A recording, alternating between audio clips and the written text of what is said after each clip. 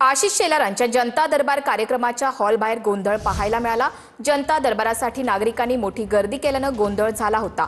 4 ते 5 तास बसून सुद्धा नंबर येत नसल्यामुळे नागरिक संतप्त झाले होते। या गोंधळावरून ठाकरेंच्या सेनेचे आमदार बाळानर आणि शिंदेच्या सेनेचे आमदार मुरजी पटेल यांच्यामध्ये आरोप प्रत्यारोप पाहायला मिळाले। के पूर्व विभाग के नॉर्थ विभागामध्ये आम्ही प्रशासनाच्या माध्यमातून महानगरपालिकेमधून जे काही सोयी सुविधा पुरवल्या पाहिजेत ते अत्यंत गंभीर परिस्थिती आहे आणि केवळ 1.5 तास 2 तास पालकमंत्री महोदयांनी या ठिकाणी दिले आहेत।